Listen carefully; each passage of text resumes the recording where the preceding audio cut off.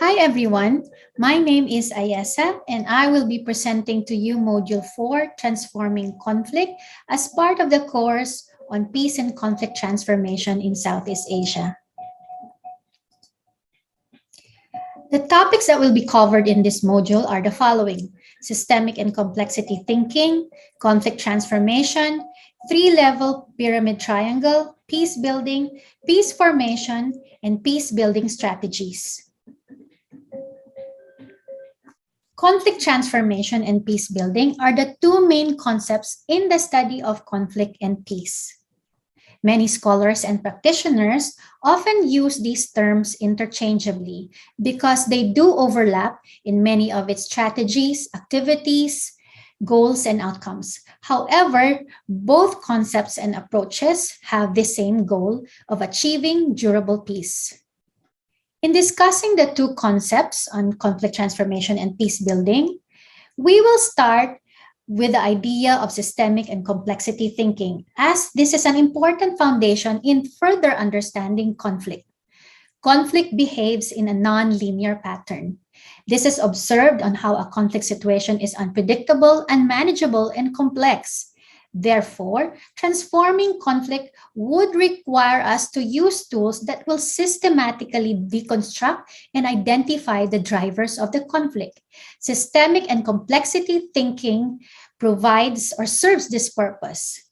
Systemic and complexity thinking has its origins from the sciences that is engaged in studying the parts of a whole by dissecting, separating, and deconstructing all of its elements with the objective of being able to design, construct, predict, and control succeeding events.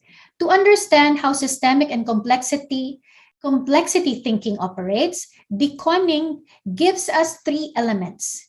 First, the whole of systems approach that emphasizes how a conflict situation, in fact, is a result of many interdependent historical, geographical, political, and social-cultural developments that surround a particular conflict community or society. Second is the feature of non-linearity of any conflict process, but also emphasizes that in any conflict situation, there are possible sources or drivers of peace. Third is self-organization. In many cases, the conflict actors will find themselves emerging from a new context or a reshaping of that context of the conflict. This as a result of the dynamic behavior of the conflict issues.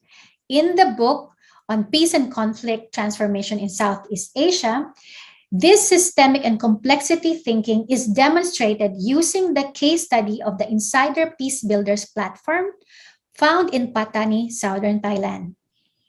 To further illustrate the challenge of studying conflict, here are some visualizations of conflict analysis. This figure demonstrates that many aspects in which systems and complexity thinking can be applied in mapping the actors and relationships, positions, interests, needs, and fears, the drivers of the conflict, or perhaps the drivers of peace, and the narratives of the conflict according to the different actors and the context of the conflict situation. Conflict transformation is defined as a complex process of constructively changing relationships, attitudes, behaviors, interests, and discourses in violence-prone conflict settings. Importantly, conflict transformation addresses and changes underlying structures, cultures, and institutions that encourage and condition violent political and social conflict over the long term. Given the difficulty and complexity of goals of conflict transformation, it is an intervention that has a medium to long-term time horizon. Conflict transformation does not only want to transform the conflict issues, the actors, and the stakeholders and their power relations, but also wants to transform the context or the whole environment of the conflict.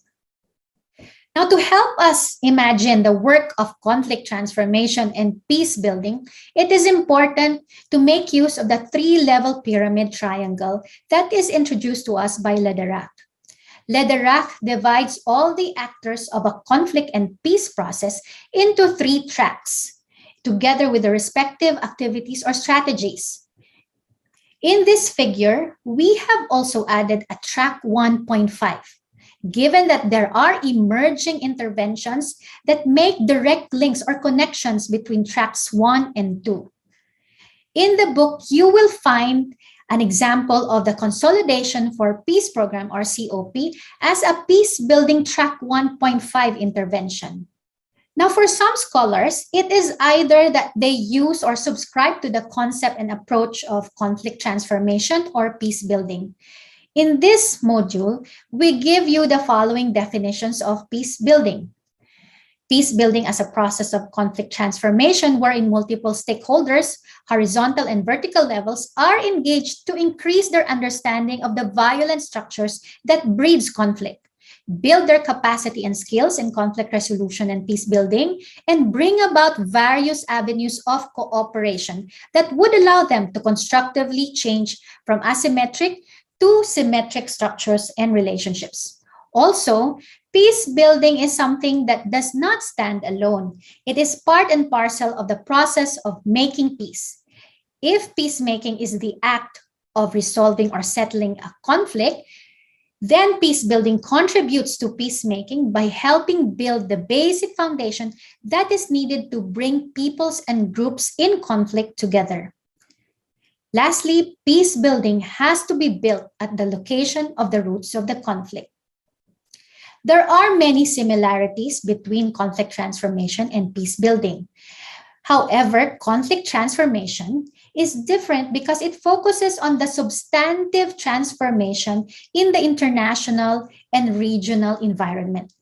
Also, conflict transformation is concerned on the transformation of leadership, of goals, intra-party changes, or in reshaping of the conflict, of the context of the conflict. However, given that in our definition of peace building, we say that peace building is also a process of conflict transformation. This is especially true when we talk about transformative peace building, which the book discusses in chapter 8.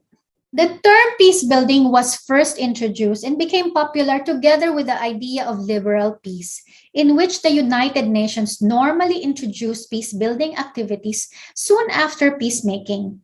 This is what we know as the top-down peace building. However, many civil society groups in conflict-affected communities have embraced the idea of Lederach, who promoted the idea of peace building from below. It is this civil society-driven peace building that has made the peace building dynamic and continuously evolving.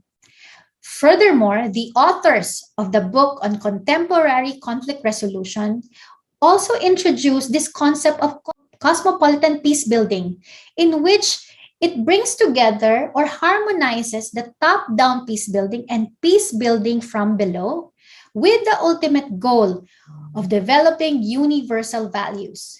These universal values include human rights, human development, and peace by peaceful means. While we know that conflict and peace processes involve multiple actors from the local to regional to national and international levels, nevertheless, there is now a stronger emphasis on local sources of peace. It is here that the idea of peace formation has been defined and promoted by Richmond and many others. Peace formation processes may be defined as relationships and network processes in customary, religious, cultural, social, or local political or local government settings, finding ways of establishing peace processes and sustainable dynamics of peace. The story of Timor-Leste is an example of peace formation, in which the country have successfully achieved peace and independence because of its customary culture and the charismatic leadership portrayed by its religious and civil society and national leaders. On the other hand, it should also be noted that the same character of local source of peace, or the idea of hybridity of peace building from this concept of peace formation, is something that is also found in both conflict transformation and peace building. In chapter 4 of the book, it presents several cases of peace building by peace networks and alliances. This as a strategy of building peace constituencies. These groups then continue to organize and mobilize themselves with the agenda of rebuilding common narratives on the conflict and the peace process, and most importantly, in support of the peace process. There are other strategies in mobilizing peace constituencies according to their interests or interest groups, such as the work of peace education by NGOs, by schools and universities, and the communities themselves. There is also peace building through peace journalism among media practitioners. Another is the strategy of involving the business and private sector in peace building, in making sure that they contribute to peace or to the peace process instead of becoming a source of further conflict. Another peace building strategy is the integration of gender in conflict and peace. This is because conflict affects men and women, boys and girls differently. Therefore, their needs and interests should be taken into account. Most importantly, women leaders and the communities should be encouraged to participate in any peace processes. In chapter 4 of the book, you will find many examples of peace education, peace journalism, peace, business and conflict and peace, gender in conflict and peace, and that you will also notice that many of these developments in Southeast Asia show that peace builders have come a long way in owning and continuously co-creating a robust peace-building landscape. Here is an example of the peacekeeping process that can also be a process of conflict transformation and peace building. The deployment of the International Monitoring Team in Mindanao, Philippines in 2004 was the result of the peace-building strategy and activities of an NGO called Mindanao People's Caucus. Through its Bantay ceasefire, or literally translated as ceasefire watch activity or program in the conflict-affected areas. The MPC advocated for the establishment of the IMT to the peace negotiating panels and the third-party facilitator of the peace process. It is the presence of the IMT from the years 2004 and onwards that resulted not only in decreasing the incidences of ceasefire violations among the government forces and the non-state armed groups, but most importantly, it has transformed the mindset and behavior of the conflict actors and allowed them to strengthen their commitments to the ongoing peace negotiation process. Key to the process of peace building is the building of a peace constituency. An example of this is this big alliance of Mindanao Peace Weavers that has been created by religious leaders, academics, and educators, and NGO leaders throughout Mindanao, Philippines. The group has been successful in institutionalizing the celebration of the Mindanao Week of Peace. This annual event demonstrates solidarity among the people in support of the peace process. There are also other peace networks and alliances that focus on capacity building programs for the local communities, such as the work of the Consortium of Bangsamoro Civil Society. The CBCS involved more people in discussing and finding solutions to the various issues and challenges related to the peace process. In other words, the conflict-affected communities are transformed from being victims of the conflict to taking ownership roles in peace building. These kinds of peace networks involve all people of all ages, from young to old, and including all people from different walks of life, those living in the urban and rural areas.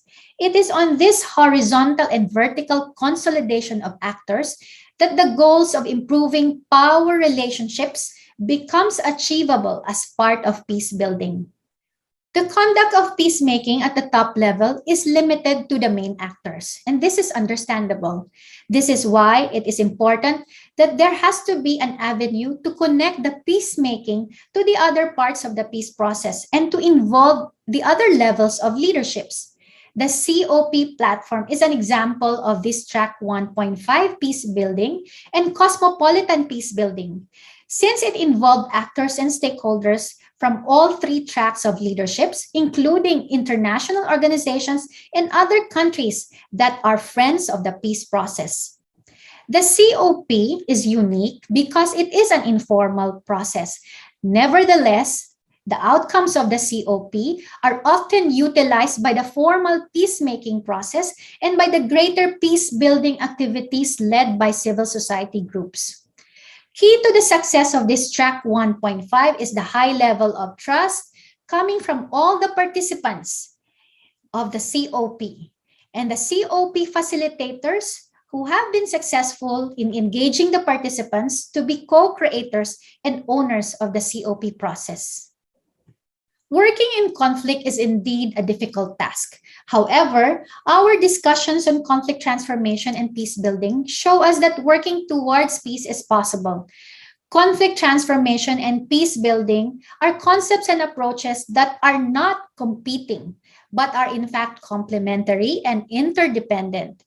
Both concepts and approach deal with the required changes from the conflict issues to actors, to institutions and relationships. And from in the medium to long term, the goal of conflict transformation is to bring about substantive changes to the whole context and environment of the conflict situation, bringing a conflict situation to a state or future where there is both negative and positive peace in our communities and society. This ends our Module 4 on transforming conflict. We hope that you have enjoyed watching this video. Thank you very much, and I hope you continue watching the other videos on this course on peace and conflict transformation in Southeast Asia.